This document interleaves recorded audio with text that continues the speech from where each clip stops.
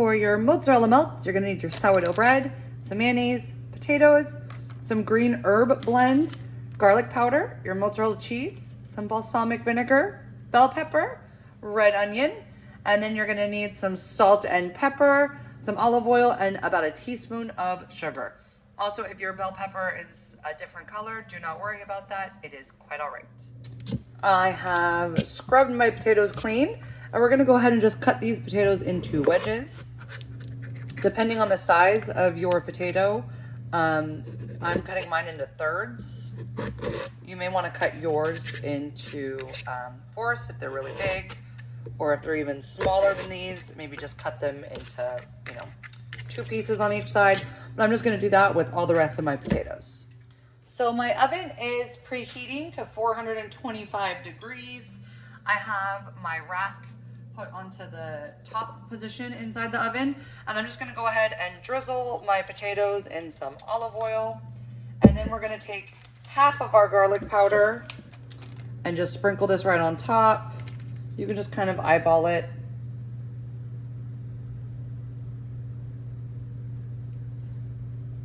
A little more. And then we're going to do some salt and pepper. If there's another seasoning that you would like to have on here, please feel free. If you want to add some Tony's, go ahead.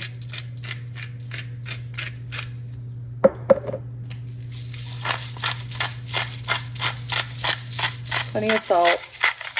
And you notice these potatoes weren't peeled. These are Yukon Gold potatoes. And the skin is very, very thin, so you really don't need to peel them for like roasted fries like this. And so I'm just gonna give these a good toss and make sure that they're all coated in that garlic powder and oil and salt and pepper. And then what I like to do is I like to get all the potatoes lined up like this, because then you don't have to flip them, because then they're gonna cook evenly. If you put them like skin side down, like so, they're gonna cook evenly and you don't have to flip them halfway through cooking. So I'm gonna do this with the rest of my potatoes, and these go in the 425 degree oven for about 20 to 25 minutes until they're nice and browned. The bell pepper, I'm gonna go ahead and just kind of cut in half like so, not going all the way through, because the hope is that you can get all the seeds onto one side. And I'm just gonna pull out those seeds, throw them into my garbage bag, and then I'm gonna remove all of the white ribs that are in here. It doesn't have to be perfect. And then I'm gonna do that to both sides, remove it all, and then I'm gonna cut these into thin strips. So these are actually gonna get diced, and it's gonna be used to make our bell pepper and onion jam, which I know sounds weird, but have faith. So we're looking for kind of a smaller dice here, not really big chunks. We want this to like kind of break down and be like a jam-like consistency eventually if we cook it. So as you can see, I just kind of give it a good dice like so. You can kind of go through it one more time. And I'm just going to do that to both sides of my bell pepper. My bell pepper is all chopped, and now I'm going to move on to my onion. We're going to cut this in half from root to tip. Now, your recipe calls for only using half of the onion. That is completely up to you.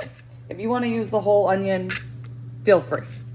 So we're going to cut off, this is going to get sliced into little like thin half moons. So I'm going to go ahead and cut off the tip and the root. If we were dicing this, we would have only cut off the tip and left the root intact. And then we're going to take off that outer layer papery skin.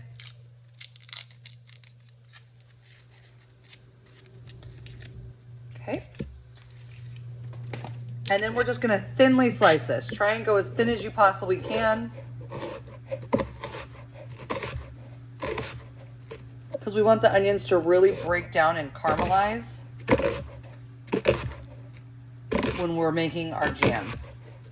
So once I get to that side, I'm going to transition to here. So me personally, I love onion and I love onion jam. So I'm going to go ahead and use the other half of the onion as well. You don't have to use all of this jam in your sandwich. You can save it for another use. But y'all might think I'm weird, but I love onion jam. So I'm gonna do that to the other half of my onion as well. I have a pan heating over like a medium-high heat, and I'm gonna add a drizzle of olive oil. And then I'm gonna go ahead and add my bell pepper and my onion. And again, I'm using the whole onion. Feel free to only use half as the recipe directed. And we're gonna let these cook for about 10 to 12 minutes until they're softened before we start adding other ingredients. So I'm just gonna kind of break up some of the onions, and I'm just gonna toss them all to make sure that they get nice and coated in the oil. And yeah, we're just gonna cook these down for about 10 to 12 minutes until they're nice and softened and wilted. In your green herb blend, you had some chives and then some parsley. I went ahead and separated the chives from the parsley. And then all we're gonna do is, you don't want any of the stem in there, so we're just gonna rip off these parsley leaves. And so this is for our herb aioli. Aioli is just a fancy word for mayonnaise. So I'm just gonna give this parsley kind of, the parsley leaves a rough chop.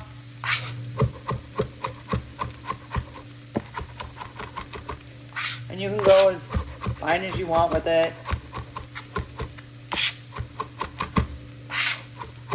I'm actually not the biggest fan of parsley. I feel like it just tastes like grass. I've never found that it really added anything. Maybe this will be the time it's proven me wrong. All right, so that is good on our parsley. And then for our chives, we're just gonna gather them all up into a little bundle, and you're just gonna mince the chives up like so. And you're just gonna do that until all your herbs are nice and chopped up. So I have my herbs here in a bowl, and I'm just gonna add all my mayo.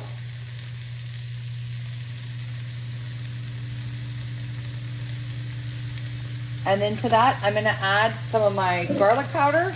You can add, you know, as much or as little garlic powder as you want. If you like a lot of garlic, go ahead and add it all. And then we're gonna add some salt and pepper to this.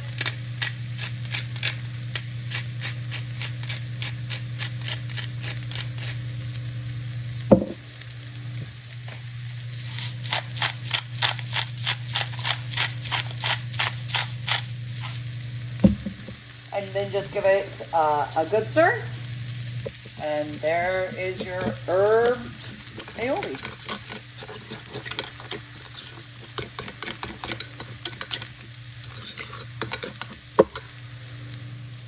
My peppers and onions have started to get nice and soft, as you can see here. So to this, I'm gonna add the entire contents of my balsamic vinegar. I'm gonna add 2 tablespoons water, and then my teaspoon of sugar. And I'm gonna let this cook down until it gets a little bit thicker and a more jam-like consistency. So you can see that my peppers and onions have like really started to reduce down. So I'm gonna go ahead and take these, and I'm just gonna pour it into a little bowl. And then we're actually just gonna wipe this pan down, and we're gonna reuse it. Or I should have grabbed a bigger bowl. I was trying to avoid not having to do multiple dishes. But we're just gonna reuse this this pan for our actual like grilled cheese. So just go ahead, you don't need to wash it, just give it a nice, you know, wipe down with a paper towel. So now we're gonna start to build our sandwich. So as you can see, this was the 2 slices, and what I like to do is I like to just flip it like this. That way, when you go to make your sandwich, the bread actually all lines up. So flip it like so. And so we're gonna take one side and put some of our jam.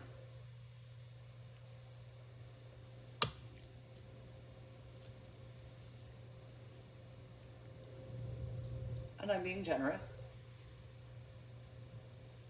But remember, I did also use the entire onion.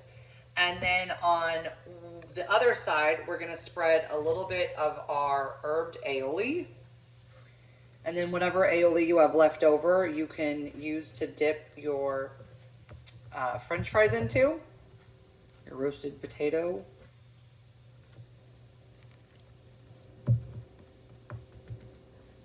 And then I'm just going to use this bag of mozzarella cheese. And I'm going to pour it right on top of that kind of warm jam and hope that it starts to melt. I'm trying to kind of catch it too, using my hands. Beautiful. And then we're just going to close the sandwich up, and we're going to do that to the other side with our other piece of bread as well. I have wiped down my pan, and I am actually going to add another drizzle of olive oil, and this is to kind of grill our grilled cheese, our mozzarella melts. And I'm actually going to add a little bit of butter because I like butter on my grilled cheese. You do not have to do this. It is just what I'm doing. And then I'm going to let this all melt and kind of like heat up some. You may find too, when you're making your sandwich, that you might need to add a little bit more oil to the pan when you go to flip it. Just waiting for that little piece of butter to melt. All right, so I'm going to carefully add my sandwiches that I've made to the pan.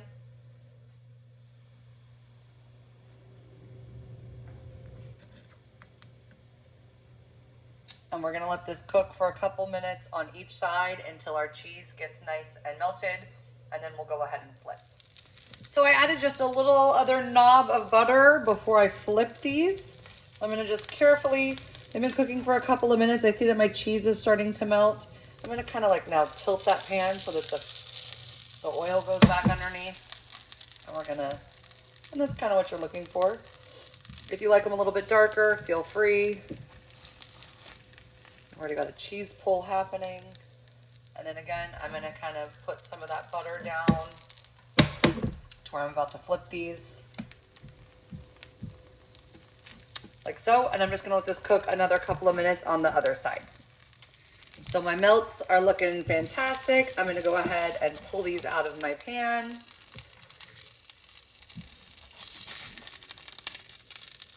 Like so. Turn my heat off.